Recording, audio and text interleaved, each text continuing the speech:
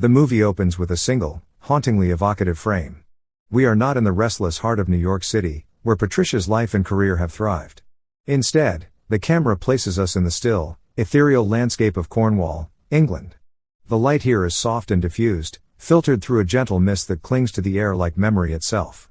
Nature fills the silence, the distant cry of a lone bird, the subtle rustle of a breeze moving through tall grass, and the faint hum of a countryside long untouched by the chaos of modern life. This setting is not just a backdrop, it feels like a character of its own, a quiet witness that stands in stark opposition to the urban world Patricia once embraced. Patricia arrives, her presence immediately commanding the frame. Seen from the waist up, her posture radiates a sharp, controlled energy. She is a woman accustomed to power, to steering the course of her own destiny. Her clothing is immaculate, sleek lines and muted tones that echo the precision of her carefully constructed life. Patricia is a talent scout, her purpose in this remote corner of the world purely professional, or at least, that's what she tells herself.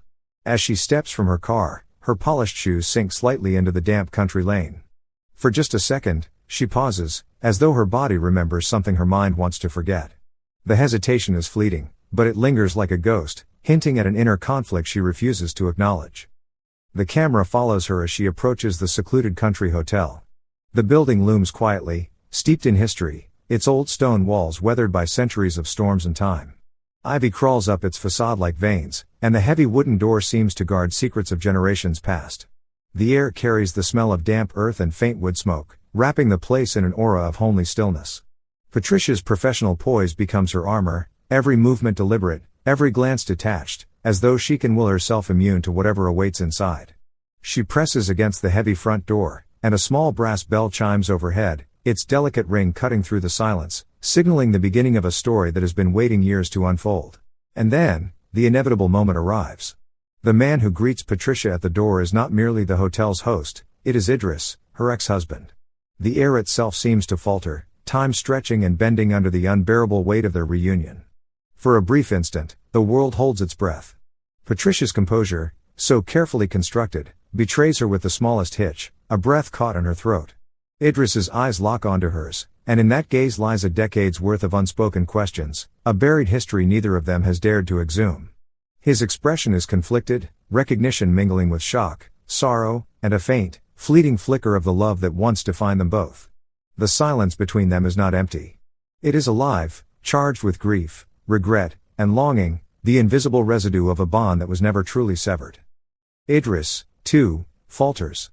His movements stiffen, his posture betraying the host he has become. For years, he has cultivated a new life here, a life of stability and simplicity, far removed from the chaos he once shared with Patricia. Yet, in her presence, the careful walls of that life begin to tremble. Then Louise appears, stepping into the frame like a quiet, steady force. She carries herself with grace and warmth, her smile soft, her eyes intuitive. But her arrival sharpens the moment into something almost unbearable. Louise is not just Idris's partner, she is the embodiment of the life he chose after Patricia. Her presence crystallizes the painful reality, the past colliding violently with the present. What follows is a series of encounters as tense as they are inevitable. Every shared glance between Patricia and Idris is a silent conversation, every polite laugh stretched thin over the fault lines of unresolved history. The awkwardness is palpable, pressing down on the trio with each passing moment. Patricia's inner world becomes a storm, her mind cataloging Louise's every gesture with sharp, critical judgment, while her heart claws desperately for fragments of the man she once loved. She measures Idris against the memory of who he was, aching to reconcile that man with the one standing before her now. Idris tries to maintain his rhythm, moving through the motions of his day with practiced efficiency. Yet, the mask slips whenever his gaze falls on Patricia. In those unguarded seconds, his eyes betray him. Regret. Nostalgia. Pain. A quiet, unspoken longing he cannot suppress. And so, the three of them move through the hours in a fragile dance, every moment charged with the tension of what was, what is, and what can never be again. The story unfolds across a long, agonizing day, each moment stretched thin by the unbearable tension between past and present. Their conversations, though polite on the surface, are weighted with subtext, resentments left unspoken, wounds left unhealed. Words become weapons cloaked in courtesy, every syllable edged with the sting of what remains unsaid. Patricia spends the evening alone, seated at a small table in the hotel's dining room. The scene is suffused with quiet desperation. She picks at her food, her appetite absent, her mind caught in a relentless storm of anger, grief, and longing. The clink of cutlery against porcelain becomes deafening in the silence. Later, in her room, the melancholy deepens. Rain lashes gently against the windowpane, its rhythm a mournful soundtrack to her insomnia. She lies awake, haunted by memories, the laughter she once shared with Idris, the plans they built together like fragile castles in the sky, and the brutal fracture of their final parting. Each recollection cuts her with both tenderness and sorrow, a reminder of all that was lost. Meanwhile, Idris's night plays out in sharp contrast. We see him with Louise, their exchange is simple, affectionate, natural. They laugh softly, move around each other with the ease of shared routine. The warmth of their bond stands in painful opposition to the chaotic, fiery history Patricia has just reawakened. Yet even in Louise's presence, Idris is not at peace. In quiet moments, when her back is turned or silence fills the room, his thoughts wander to Patricia. Doubts surface, questions gnaw, about the man he has become, about the choices he made, about whether the life he built is truly the one he wanted. The narrative reaches its emotional climax when the two of them, Patricia and Idris, are finally alone. It is late, too late for pretense, too late to hide behind business formalities. The atmosphere is heavy with inevitability. Their first real exchange is halting, almost fragile. A hesitant glance, a nervous clearing of the throat, the faint brush of a hand against the table. And then the dam breaks. Words pour forth, raw and unrestrained. What begins as a restrained conversation of polite inquiries soon unravels into something deeper, more dangerous. Bitterness seeps through Patricia's voice as she unleashes years of unspoken anger at him for leaving, for choosing comfort over her ambition, for letting their love die without a fight. Idris, in turn, responds with quiet but devastating honesty. His words carry the weight of a man who felt abandoned by her relentless pursuit of success, who mourned the woman he once knew even while she was standing beside him.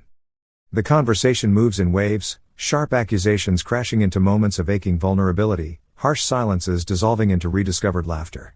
They circle each other with the precision of dancers, every pause, every hesitation charged with years of unresolved emotion. And through it all lies the raw, visceral truth, two people finally speaking the words they should have spoken a decade ago.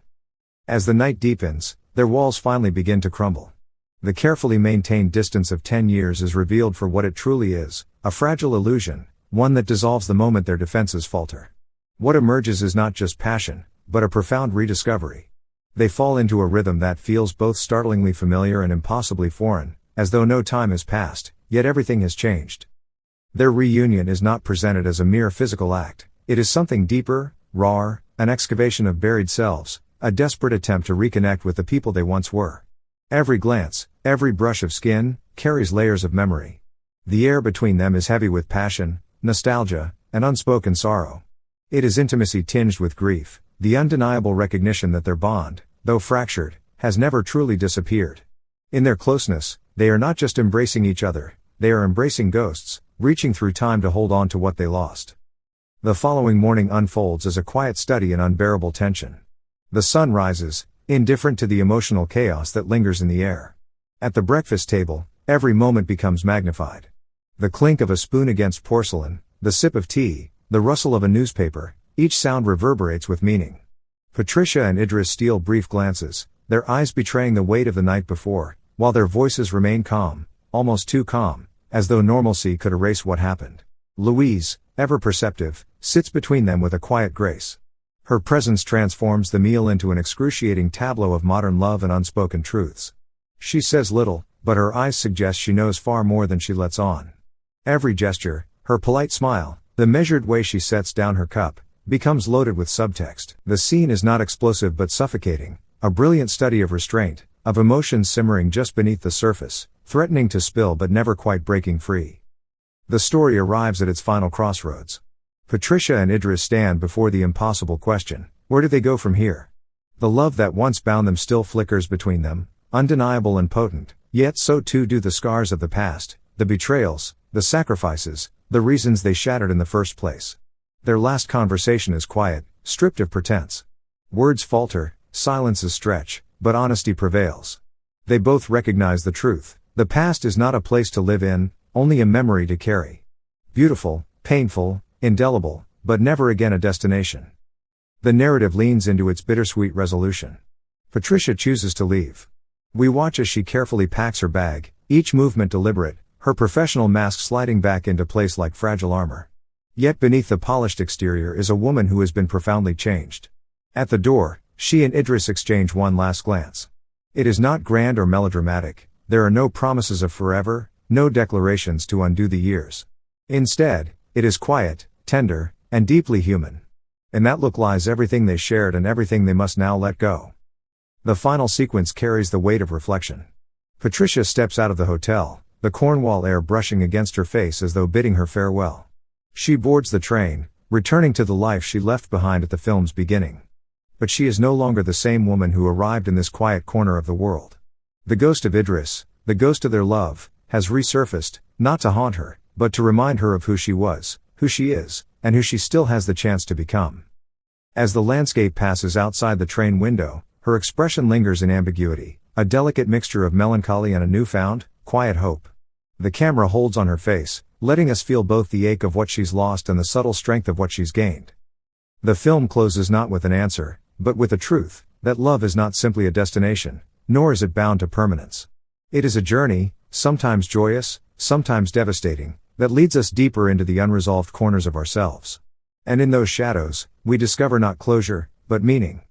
In the end, She Is Love leaves us with a message about the fragility of relationships and the enduring power of memory. Sometimes, the love we once had can't be revived, but its echoes remain forever, shaping who we are and how we move forward. It's a story of regret and acceptance, of pain and healing, reminding us that even when love fades, it never truly disappears. Don't forget to like this video and subscribe to our channel. Thanks for watching.